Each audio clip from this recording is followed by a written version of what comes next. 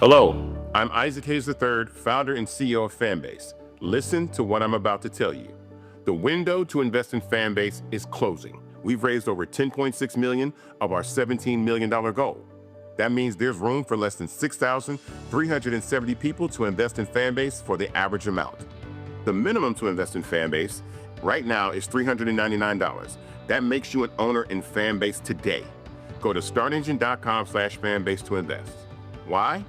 Because current social apps have taken advantage of users for far too long, with content suppression, shadow banning, harmful racist content, and no real tools for monetization and equity. Fanbase has over 1.4 million users and counting, allowing anyone to reach all their following and monetize their content from day one. Social media is the new TV, and whoever owns the apps that distribute that content have the opportunity to own potential billion-dollar companies. While big platforms with uncertain futures are failing to serve their users, Fanbase is stepping up to fill the gap. Don't wait until it's too late.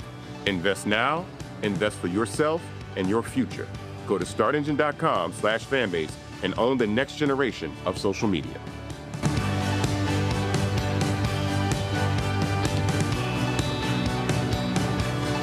Folks, Black Star Network is here. I'm real revolutionary right now. Support this man, Black Media. He makes sure that our stories are told. Thank you for being the voice of Black America, Roland. Stay black. I love y'all. All momentum we have now, we have to keep this going. The video looks phenomenal. See, there's a difference between Black Star Network and Black-owned media and something like CNN. You can't be Black-owned media and be scared. It's time to be smart. Bring your eyeballs home. You dig?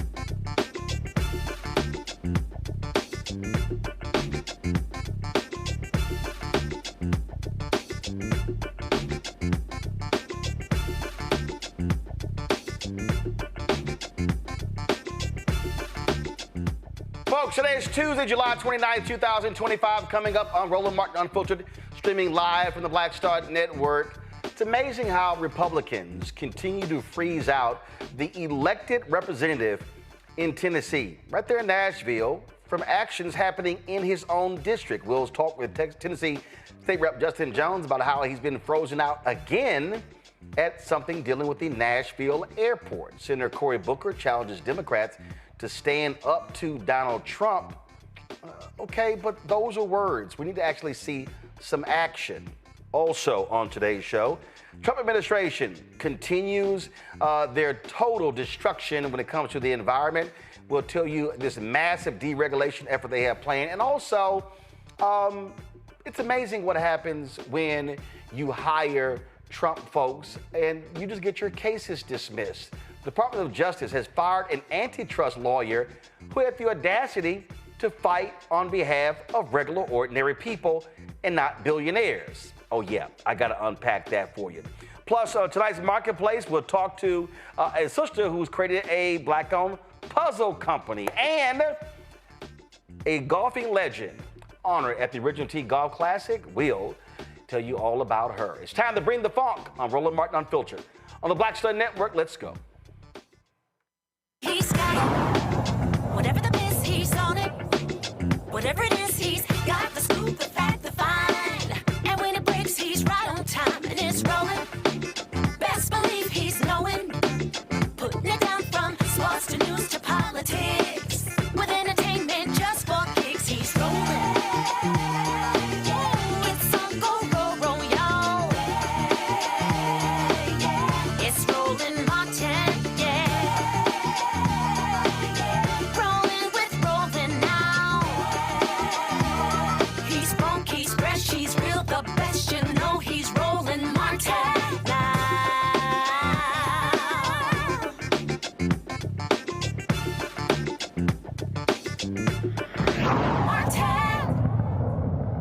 The absolute arrogance of Republicans in Tennessee continues. For the second time, an event took place at the Nashville airport that sits in the district of Tennessee State Representative Justin Jones, duly elected by the people to represent their interests in the Tennessee State Legislature.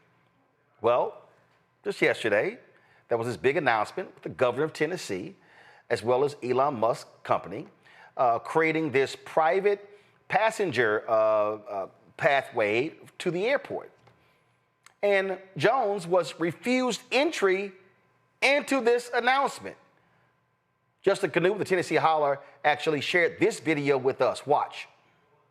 Yeah, let's step back out here for just let everybody come through. I'm pushing a little bit.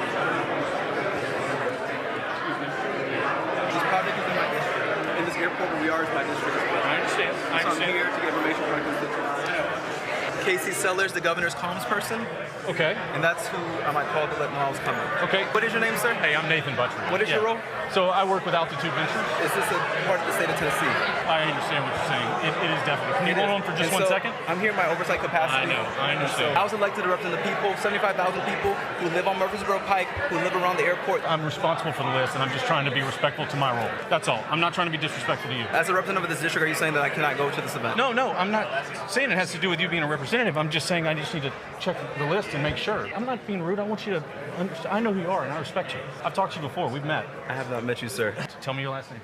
This is a representative who doesn't even live in the district. This is one of the state senators who does not live in this district. So if you allow somebody from Knoxville to come and not a representative of Nashville, who this airport is in my district, and that is... I hear what you're saying. I understand. She says she's not on the list. Just make sure. No, I've got the list.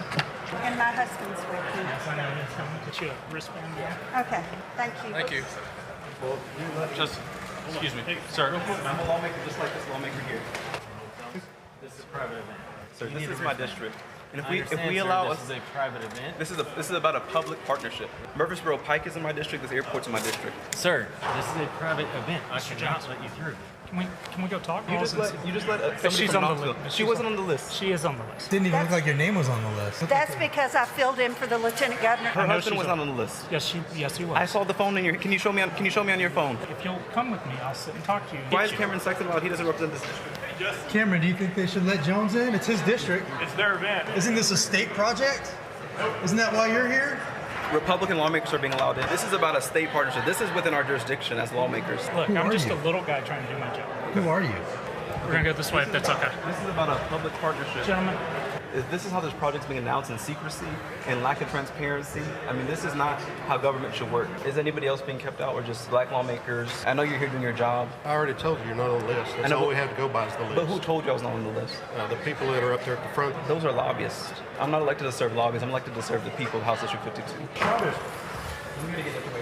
Shut it? Who are you? Who are you? Now we got a new guy saying shut it. All right. You guys are being this secretive about it. Oh, you This just is took a your name private- tag off? this You is just a took your name private- tag off. We're hiding name tags now? You gonna put on a mask next? Do you think this is gonna be a good advertisement for the Hilton? Keeping black representatives out of the ballroom? That's not us keeping him out. I saw you snap. And the door closed. That's what you did. I saw you do it. That's why you took your name tag off. This is a state of Tennessee TDOT event. Yeah, and I'm a state representative. It is a state of Tennessee event? So we just heard that this is a state of Tennessee TDOT Oh, we did hear that. TDOT is the Tennessee Department of Transportation. So again, I'm here in my oversight capacity. We just heard that this is a She just said it's a state of Tennessee event. So you're keeping a state representative out of a state of Tennessee event? This is not a state. Wait, she just said it was. But we were just told this is a state of Tennessee event from the airport authority. She said it. I have it on camera. So now we have proof, so now we have a basis to enter in our oversight capacity as a lawmaker for this district where this airport is and where this project's going to be constructed. So this is a private event. Who are you with? I'm literally a volunteer Who are trying to you help. with? I'm just helping for the day. Literally. Who are you helping? I work for the registration table. That's You're it. not here for fun. Yes, I am. I really was just coming to listen. This becomes a bigger issue. If you just let us, like every other lawmaker is allowed to go in there who's Republican, who's white. Has nothing to do with it. It does. Senator Massey was not on the list because she's white and because she's a Republican lawmaker. This is the treatment that you are complicit in, sir. But it's okay. You're doing your job. I'm doing my job. So we can just listen together.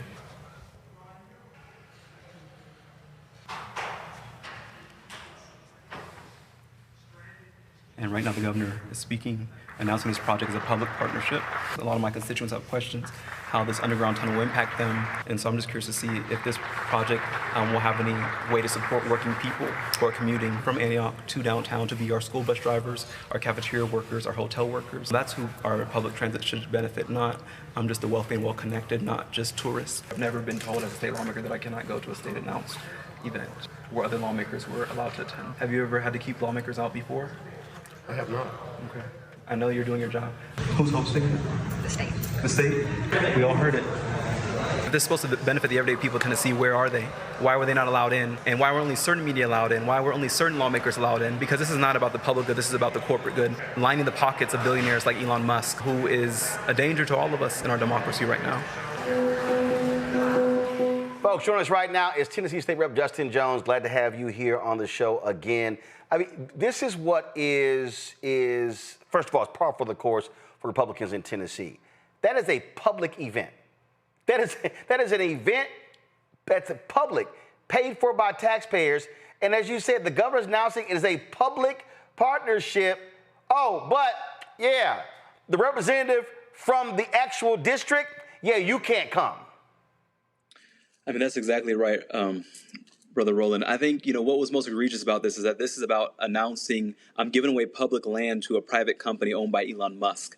And they are embodying the type of politics that he has perpetuated for the past few months, a politics of apartheid, of separate and unequal. I am the representative of the district, House District 52, which the airport sits in, which this tunnel is going to be run through. And my constituents have questions how this is going to impact their life, if it's affordable, accessible, if this is the best use of public resources. And I couldn't even go see the announcement that the governor was making with other lawmakers who don't even live in Nashville, who live in Knoxville and Crossville.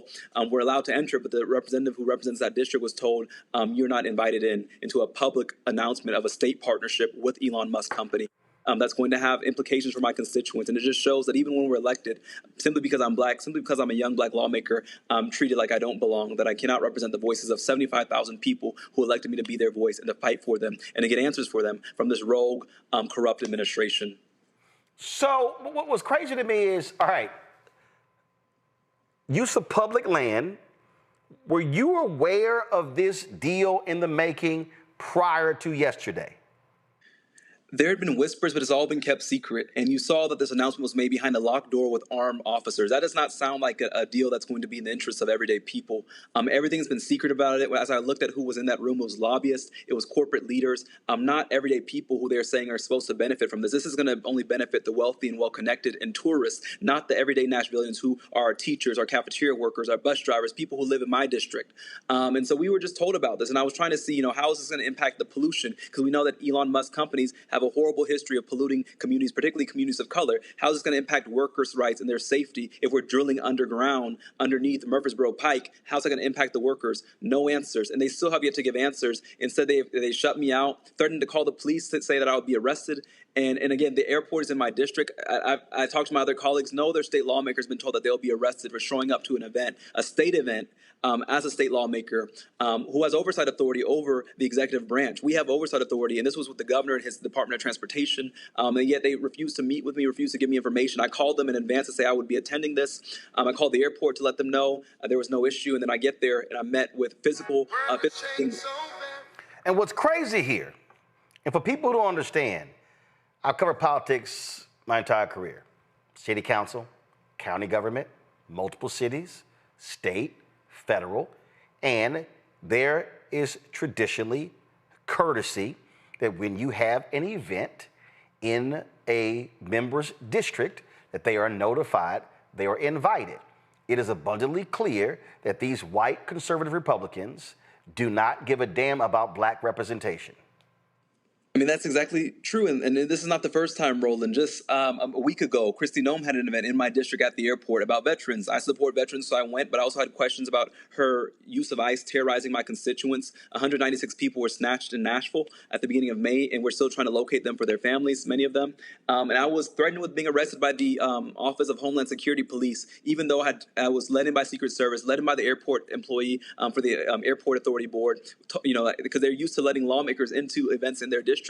But Kristi Noem's chief of staff and comms director called the police and said that I would be arrested if I did not leave the airport, which I've attended every other event, ribbon cuttings for the new terminals. I filed bills for the airport and have had a good relationship. But now they're threatening to call the police and put me even on a no-fly list if I did not leave the airport. And it's shameful. And it just shows that we're dealing with a rogue administration, rogue government officials. And it's happening from the top down. With the Trump administration, he doesn't believe that we should be treated as equal members, threatening lawmakers with arrests, charges. And now it's trickling down to the state lawmakers like our governor, Bill Lee, who's the one who ordered for me to be removed, according to the Airport Authority Board. It was the governor's office who ordered for me to be removed and blocked yesterday from attending that press event.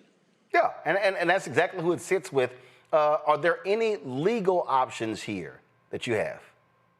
I mean, I know we're going to, I'm speaking with some legal attorneys. I am involved in a current lawsuit against the Speaker of the House because I'm still treated like an unequal member and not allowed to be on equal number of committees as other members. I was taken off the Education Committee, taken off the Government Oversight Committee. I'm not allowed to speak as other members are on the House floor.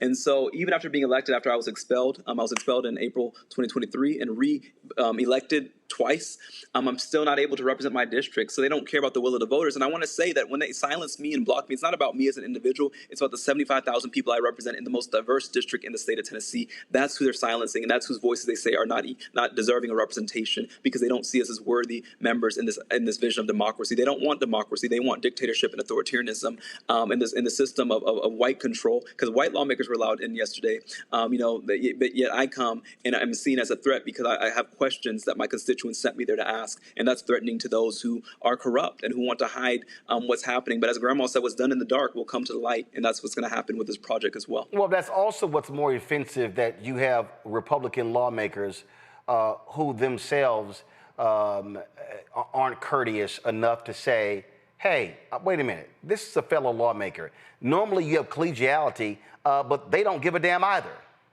No, I mean, these are the same lawmakers who I sit with in committee, people like Representative Paul Sherrill, and who talks about, can I add an amendment to add hanging by a tree when we're talking about the death penalty? These are people who are leaning into our most wicked and darkest history in the state. You know, we are the birthplace of the KKK, and they want to lean into that history. We just dismantled the Department of DEI at all public universities and colleges, so they don't see us as worthy of being equal members of this government. We are living in a system of apartheid here in Tennessee, with a governor who's trying to appeal to the MAGA faction, and we're controlled by extremists who ousted us from government, as you saw in 2023, and who still believe that we don't have a right to sit at the tables with them, which is why they shut off our microphone, which is why they block us from events in our district.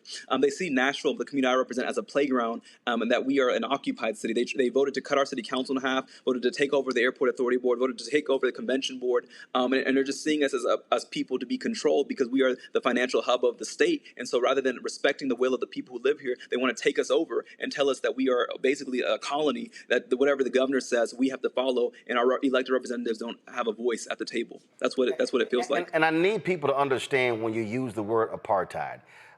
This is the same state legislature that said to Memphis, oh, you passed a law dealing with police, yeah, we're going to override you. So they love talking about local control, get rid of big government, except when they're not the ones in control. I mean, that's exactly it. And I think the greatest mascot of that is the person they're in partnership with, Elon Musk, who's building a pollution plant with XAI, which is headquartered in Memphis for his AI machine. And now he's trying to build a private tunnel for Teslas in Nashville. He sees our community, our state, as a playground. And the Republicans who I serve with just want to, lick his boots and bow down to him because they're trying to get proximity to this man who, I don't know what is the appeal, but a man who is an apartheid inheritor, and now he's coming here to take over our state. And my colleagues are rolling out the red carpet. They had this secret press conference, are ceding land to him, no oversight. We have no transparency. We don't even know what's going to happen with the pollution when they build this underground tunnel. Where's the pollution going to go? How's it going to disturb the day-to-day lives? You're drilling underground a tunnel that's 10 miles long from the airport to downtown to Broadway, where all the tourists go at the bars. But this is not going to serve the people who are trying to take public transit. And it's just unfortunate because the people really have serious concerns about this project, and we should be able to sit at the table and have our questions answered. But instead, they lock the doors and call the police on representatives. And even if you look at the end of that video, I said, "Have you ever blocked a representative from coming into the officer who was over that agency?" And he said, "No, never has this happened." I mean, I think they understand that this is unprecedented. But when you have Trump doing this to members of Congress, it enables and emboldens those at the state and local level to do the same thing. Well, here's what's crazy. I'm sitting here looking at a TechCrunch story, and it says the project will be privately funded by the Boring Company, quote, and its private partners, according to the governor's press release, though those partners are not named. The Boring Company and local officials, obviously not including you, will now begin a, quote, public process to evaluate potential routes, engage community stakeholders, and finalize plans for the project's initial 10-mile phase. What the hell? Really? There's already a vote. And they're only using Teslas. Yeah. I mean, there's a vote next week already to start the initial vote on this. I mean, I've never seen something, government usually goes slow, and this is just expedited, cutting all the red tape to rush this through. They say they want to finish this by the fall of 2026. Well, we haven't had an environmental impact report. We don't know what's, down there when they drill through the ground beneath where I was told it's going to be down Murfreesboro Pike, down my district, to downtown. And they say that it's, privately funded, but it's about profiting private companies at the expense of public land. We could invest in real solutions like better rail system. We need a rail system, a bus, but this is about getting these private Teslas to drive people just to hotels downtown and to bars downtown. The people who live in Nashville don't go to Broadway. They don't go to the honky tonks downtown. They're trying to get to work and to school and to their, to their kids' soccer games. That's what we need transit for. But what the real cost is the cost of the pollution to our communities. It's going to be the cost of real solutions to real transit issues. This is about enriching a man who's already the richest man in the world. That's what this project's doing, which is why that whole room was filled with real estate investors, venture capitalists, lobbyists, and corporate leaders. That was the only people I saw entering that room, not everyday people. And the everyday people have been shut out of this process because this is about serving greedy interests and racist interests, which are very intertwined in this country of plantation politics. And that's what we're seeing every day in Tennessee, the coalescence of greed and racism in an unholy matrimony that have taken over our state. And it certainly, again, as you look at what they announced there, to have some guy who says, oh, I'm volunteering, I'm just here, but he has the right to stop a duly elected state representative. And he is the managing partner at a venture capital firm here. We found out who he was. We were able to locate them. And all those people you saw who were blocking me were lobbyists, because that's who the Republicans answer to in this state, corporate lobbyists. They're not even serving their own constituents. This project's not going to help the poor white folks in these rural counties. It's not going to help the black and brown folks in my district. It's only going to serve the rich. And this billionaire named Elon Musk, who cares nothing about our state, he sent his deputy to come make this announcement. A lot of the people who are on the board of this company and who serve as staff for the Boring Company were part of Doge. And so it's all connected. So we're dealing with rogue government officials, with these rogue business interests that have formed a coalition and hijacked Tennessee. But I want to let people know across this nation, Roland, that they're starting in Tennessee, but we're just the tip of the spear. This has been the testing ground. And I told people last year that Project 2025 is Tennessee 2024. We are the testing ground. If we don't stop it here, it's going to spread across this nation, and it already is.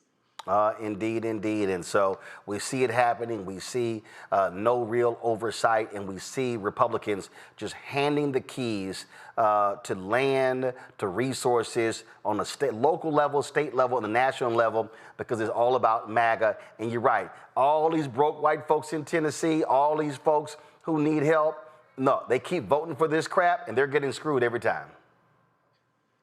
I mean, that's what we're seeing. We're seeing folks who are hurting and these tariffs, all these issues of the rural hospitals closing, and yet Republicans want to say their priority is creating a private tunnel for the richest man on earth. This is the governor said this is the most exciting thing he's done in his 8 years of serving. This was the most exciting project he got to announce. Not helping fund our public schools, not addressing the issue of our farmers who are losing their farmland with development, but serving corporate interests. And I hope that the folks of Tennessee, particularly my white brothers and sisters who continue to vote for this, realize who they're fighting for. They use racism as this form of red meat to divide and conquer us, but at the end of the day, they're getting screwed. Their schools are in poverty. They don't have adequate resources. Their hospitals are closing. They make $7.25. That's the minimum wage here. And yet we have land to give away, but we don't have land for affordable housing. We don't have land to invest in moving schools out of floodplains, because we have a lot of floods here in Tennessee. But we have land to give away for a private tunnel that's not going to serve anybody but tourists. I mean, I hope that they see that they're hurting too. But at the end of the day, we're still fighting for them and their children. At the end of the day, we're trying to get answers for them too, because all the Tennesseans in the state deserve better than Governor Bill Lee and the Trump agenda and this Elon Musk agenda that is going to screw over working class and poor people, regardless of your race. We're all going to be impacted, and it's coming for your community next. Absolutely. Representative Justin Jones, we always appreciate it. Thanks a lot. Thank you. Folks, going to a break. We'll be right back. Roland Martin Unfiltered right here on the Black Star Network. Don't forget to support the work that we do. Join our Bring the Funk fan club. Your dollars are critically important to us continuing our mission. If you want to contribute via Cash App, use the Stripe QR code. You see it right here. You can also use this QR code for any credit card transactions.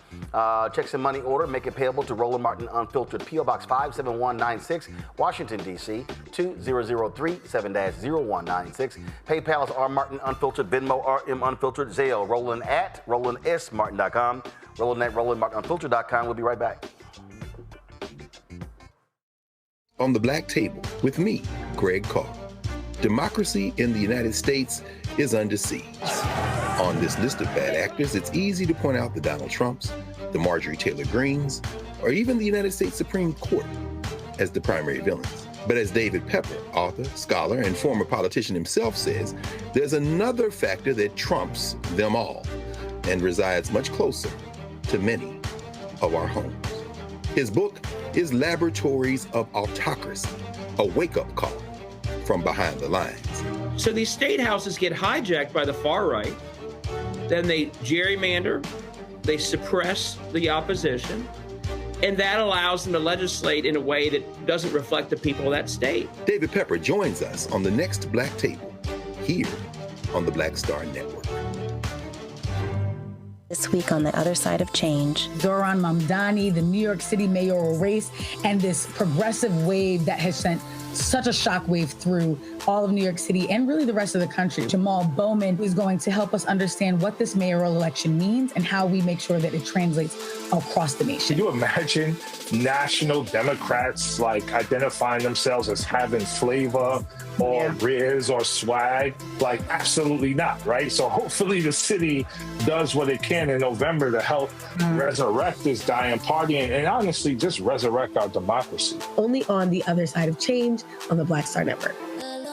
On the next Get Wealthy with me, Deborah Owens, America's Wealth Coach, Black Americans have 1/10 the wealth of their white counterparts. But how did we get here? It's a huge gap. Well, that's why we need to know the history and what we need to do to turn our income into wealth. Financial author and journalist Rodney Brooks joins us to tell us exactly what we need to do to achieve financial success. You can't talk about why we are, as Black people, where we are, unless you talk about how we got here. Bridging the Gap and Getting Wealthy, only on Black Star Network. Hello, I'm Isaac Hayes III, founder and CEO of Fanbase. Listen to what I'm about to tell you. The window to invest in Fanbase is closing. We've raised over $10.6 million of our $17 million goal. That means there's room for less than 6,370 people to invest in Fanbase for the average amount. The minimum to invest in Fanbase right now is $399. That makes you an owner in Fanbase today. Go to startengine.com/fanbase to invest. Why? Because current social apps have taken advantage of users for far too long, with content suppression, shadow banning, harmful racist content, and no real tools for monetization and equity. Fanbase has over 1.4 million users and counting, allowing anyone to reach all their following and monetize their content from day one. Social media is the new TV, and whoever owns the apps that distribute that content have the opportunity to own potential billion-dollar companies. While big platforms with uncertain futures are failing to serve their users, Fanbase is stepping up to fill the gap. Don't wait until it's too late. Invest now, invest for yourself and your future. Go to startengine.com/fanbase and own the next generation of social media.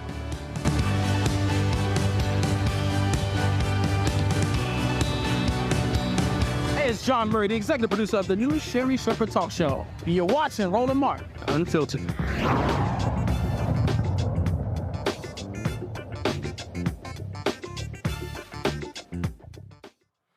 All right, folks, welcome back. Let's introduce my panel right now. Randy Bryant, DEI disruptor, also, of course, speaker. She joins us right now. She's also author of the book as well. So show the book. There we go. Never Says. Dr. Mustafa Santiago Ali, former senior advisor for environmental justice at the EPA, joining us out of D.C. Joe Richardson, civil rights attorney out of L.A., will be joining us shortly.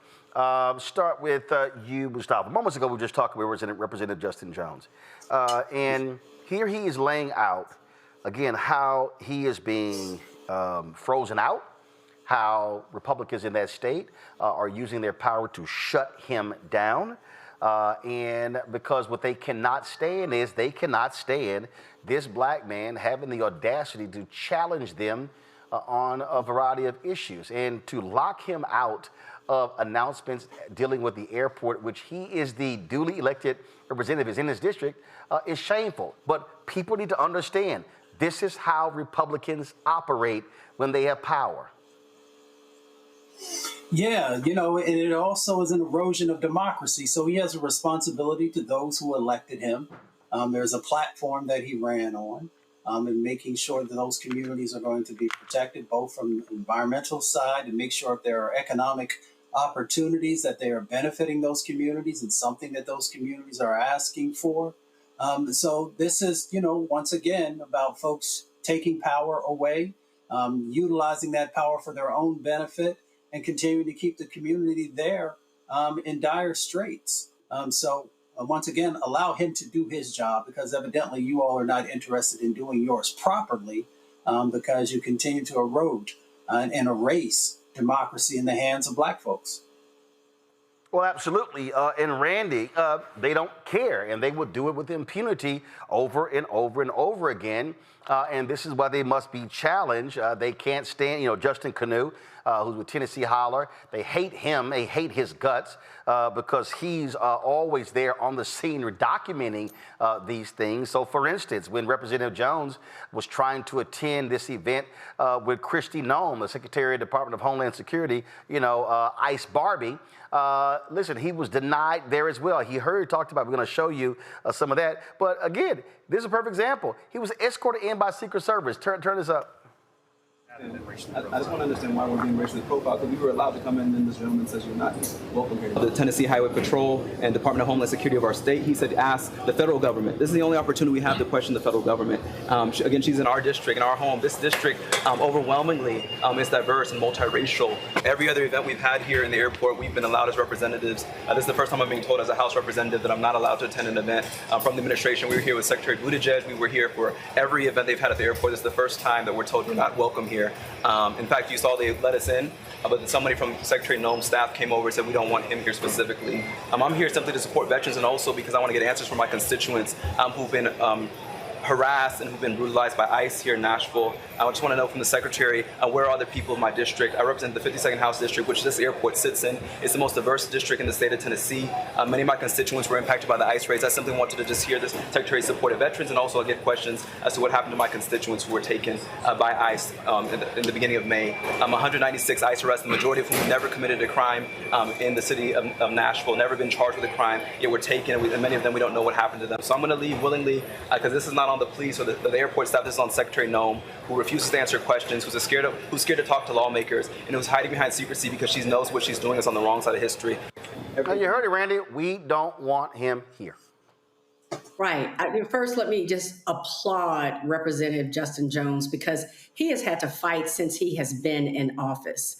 And he was elected to represent his constituents, and they don't want him to do that. They don't want to hear their voices. They don't care about his constituents. Specifically, I think because he lives in a very diverse area. And so again, our voices are being silenced, all in the name of greed. They want this deal to go through for Elon Musk and for all of these private companies and to line their pockets. And it is shameful. It's a whole lot of lining of pockets taking place in this country, and we're going to go to break. We're going to come back and talk about that, where the Trump people, the Department of Justice, they fired one of their antitrust lawyers because he dared challenge them on a case regarding a technology company that went out and hired a bunch of Trump allies. It's amazing how that just keeps happening. Oh, I'm sorry, but what happened to all those working class people who said he was fighting for us? You're watching Roland Martin Unfiltered on the Black Star Network.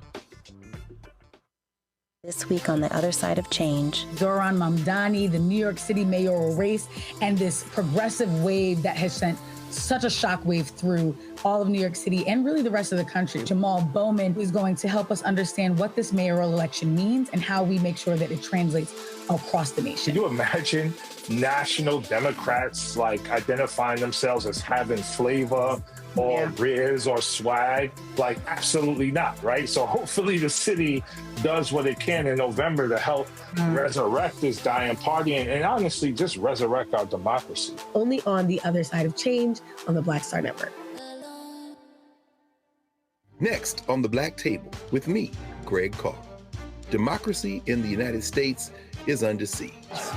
On this list of bad actors, it's easy to point out the Donald Trumps, the Marjorie Taylor Greens, or even the United States Supreme Court as the primary villains. But as David Pepper, author, scholar, and former politician himself says, there's another factor that trumps them all and resides much closer to many of our homes. His book is Laboratories of Autocracy, a wake-up call from behind the lines. So these state houses get hijacked by the far right, then they gerrymander, they suppress the opposition, and that allows them to legislate in a way that doesn't reflect the people of that state. David Pepper joins us on the next Black Table, here on the Black Star Network.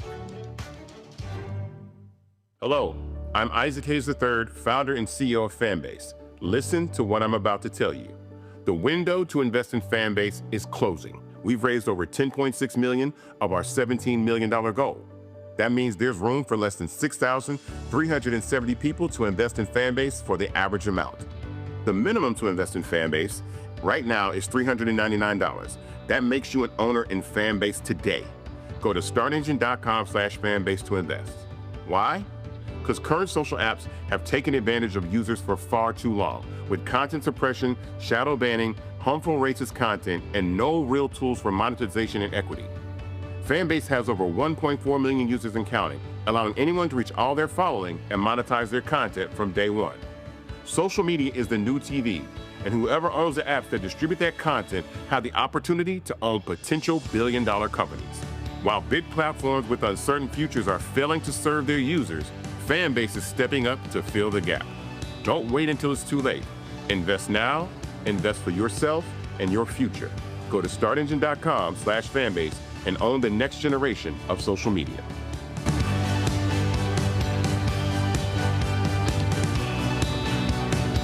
He's Sherry Shepard, and you know what you're watching, Roland Martin Unfiltered.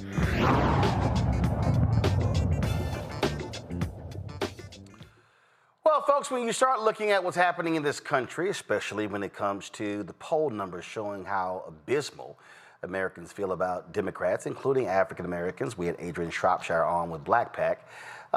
They want to see people fight. They want to see fighters. They want to see them standing up. And Senator Cory Booker took to the floor of the United States Senate today, speaking about this very issue. Watch this. This is what frustrates me. I've passed numerous pieces of legislation for our police officers. I partnered with Chuck Grassley, the incredible senator from Iowa, on a bill very similar to the one I support about police officers who fall in the line of duty. In this case, it was COVID. Police officers who got COVID and died had difficulty proving it was a line of duty death. We passed the legislation to make sure those families get the benefits. I've worked in bipartisan ways and within my own party to make sure we get resources to our police officers. I don't need lectures about the urgency of this. One of my childhood best friends, a police officer in a small town in New Jersey, after a hard day's work, before he even went home to see his family, died by suicide. I don't need somebody implying in any way that this is not vital to me and my state, that we have resources for our police officers. That's why I support this package. That's why I'm a co-sponsor of some of the bills in this package. But what I am tired of is when the President of the United States of America violates the Constitution, trashes our norms and traditions. And what does the Democratic Party do? Comply? Allow him? Beg for scraps? No, I demand justice. Somebody's implying that this to me is not about resources for my state. I will fight for Jersey every day, every night. And when it comes to the police officers of my state, anybody who implies that something is going on other than my allegiance and fealty to the safety, strength, and protection of my police officers, because they protect me and everybody in this body. This is a call, folks. The Democratic Party needs a wake-up call. I see law firms bending a knee to this president, not caring about the larger principles, that those free speech rights, that you could take on any client, why are you bending the knee? I see universities that should be bastions of free speech bending at the knee to this president. I see businesses taking late-night talk show hosts off the air because they dare to insult a president. I see people who want mergers suddenly think that they have to pay tribute to this president. And what are the very people here elected to defend the Constitution of the United States saying, oh, well, today, let's look the other way and pass some resources that won't go to Connecticut, that won't go to Illinois, that won't go to New York, that will go to the states he likes. That is complicity with an authoritarian leader who is trashing our Constitution. It's time for Democrats to have a backbone. It's time for us to fight. It's time for us to draw lines. And when it comes to the safety of my state being denied these grants, that's why I'm standing here. Don't question my integrity. Don't question my motives. I'm standing for Jersey. I am standing for my police officers. I'm standing for the Constitution, and I'm standing for what's right. And dear God, if you want to come at me that way, you're going to have to take it up with me, because there's too much on the line right now in America. as people's due process rights and freedom of the speech rights and secret police are running around this country, picking people up off the streets who have a legal right to be here. There's too much going on in this country.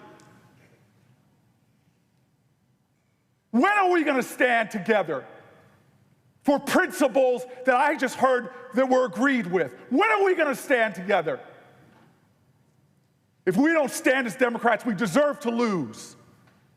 But if we stand united, if we stand strong, if we stand with other people, if we tell with a chorus of conviction in America what this president is doing is wrong, if we stand up and speak that way, dear God, we will win. Like all of those people that are ancestors who joined hands together and said, we shall overcome. No, not on my watch. I'm protecting Jersey today. I'm protecting our Constitution today. I'm standing today. Okay. A lot of righteous indignation and anger there. Now remember, this was more than a week ago when the Republicans, you just heard Senator Cory Booker call Senator Chuck Grassley an incredible United States Senator. But I remember this happening just more than a week or so ago. With all appeals to your integrity, with all appeals to past jurisdiction and past precedent, why are you doing this? This is outrageous. This is a kangaroo court. That's all we have here, This Mr. is Chairman. wrong. To violate your own rules without going by the mandates of the parliamentarian. This is unbelievable. There's a way to do this. If you want to force this through, if you want to ram this through, there's a way to do it in accordance to the rules as spelled out by the parliamentarian. It is simple. It is clear. There's a pathway to achieve what you're trying to achieve. But, sir, this lacks decency. It lacks decorum. It shows that you do not want to simply hear from your colleagues. This is absolutely wrong. And, sir, this is to me one of those moments where we are not showing common respect for each other on both sides. I have sat here when we were in the majority and listened to my colleagues' arguments, listened to their passionate statements, and then we voted. This is not that. This is us simply trying to rush through one of the most controversial nominees we've had. Now, in that video, you heard Senator Cory Booker talk about, I know your heart, you're a good man, Senator Chuck Grassley. Grassley didn't give a shit. He kept doing it. Now, one of the dumbest United States senators, I think he's probably the dumbest, Tommy Tuberville. Between him and Tennessee's Marsha Blackburn, tight-ass race to be the dumbest, okay? But he tweeted this today. Check this out, y'all. He tweeted, when a new coach is hired, they get to pick their team. It's that simple. 77 million Americans pick President Trump to lead our country, and yet radical Democrats continue to block over 150 of his nominees. Ridiculous. It's time we buckle up and get POTUS's team confirmed. I'm sorry, is this the same Tommy Tuberville who blocked the nominees of President Joe Biden? I'm sorry, is my memory serving me correct? Let's see here. Tuberville blocks Biden nominees. Let's see here. Oh, wow. The Tuberville military blockade is Republicans' mess to solve, Biden says. Yet GOP lawmakers have mostly avoided confronting the senator on his procedural hold.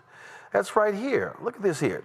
Republican Senator Tommy Tuberville is single-handedly blocking more than 270 military promotions over the Pentagon's policy of paying for service members to travel to seek abortions.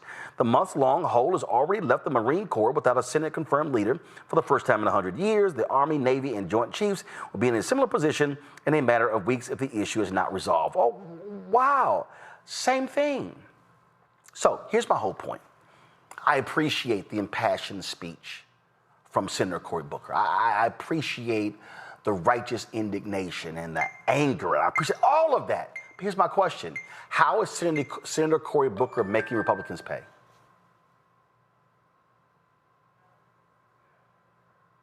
How? I get speeches. What I want to know is, how are you making them pay? I get the speech that broke Senator Strom Thurmond's record for the longest floor speech, and when he was done, they went ahead and moved forward anyway. But the point I'm making is this here. You have to make them pay. There has to be a penalty paid for what they're doing. And that's the problem. Now, let me unpack this again. A lot of y'all don't like Democratic House Leader Hakeem Jeffries. Oh, he ain't tough enough. The reality is, he can't do anything. He can't. House rules are not the same as Senate rules. Democrats can shut it down. Democrats can literally say, ain't nothing moving. Nothing. No nominees. Matter of fact, if I had to pull up, let's see, Dems put hold on Trump nominees. Let's see what comes up in Google. 13 hours ago on the Hill. Democrats turn routine Trump nominees into pitched partisan battles. And it says right here, Democrats are retaliating against President Trump's brought us up, blah, blah, blah, blah, forcing Senator Majority Leader John Thune to burn up the calendar on routine matters. Okay, so let's see here. Okay. Some Democrats agreed to move directly to a vote to confirm then Senator Marco Rubio as Secretary of State only hours after Trump was sworn in to his second term in office. But since then, they have insisted on holding procedural votes to invoke closure on the next 106 nominees who came to the floor. Thune is calling it Democrats' obstruction. Republicans say the Democrats' tactics are a significant departure from how Republicans treated President Biden's nominees during the 4 years Democrats controlled the White House and Senate, when approximately 60% of Biden's nominees were approved by unanimous consent. And it's even a striking contrast compared to Trump's first term. Republicans say when approximately 50% of Trump's nominees were approved by unanimous consent. Thune complains Democrats have not allowed a single civilian Trump nominee to pass by unanimous consent or a voice vote, even when Democrats have ultimately ended up supporting the nomination in significant numbers, calling a historic level of obstruction. So let's start right there. This is what Senator Booker should have said. No Democrat should cast a single vote for any Trump nominee if this is how y'all gonna do business. Senator Cory Booker himself, he's voted for some Trump nominees. See, if you're going to play the shut it down game, shut it down. Shut it down. I'm not sure, though, Mustafa, that they are willing to go that far. And that is the problem. Well, you said a lot right there, because you got to go toe to toe and blow for blow in what's currently going on up on Capitol Hill. And unfortunately, it just seems like folks don't have the stomach for it. Now, you know, full disclosure, Senator Booker and I have known each other for a long time. We're friends. We've had deep conversations about, when you got to stand up and push back. And this is one of those moments where, they're not playing by any rules. So whatever tools that you have, you got to take advantage of those. And the reason you got to take advantage of those is because many of these nominees who have gotten in, I don't know all the nominees, but I've followed many of them. One, they are unqualified for the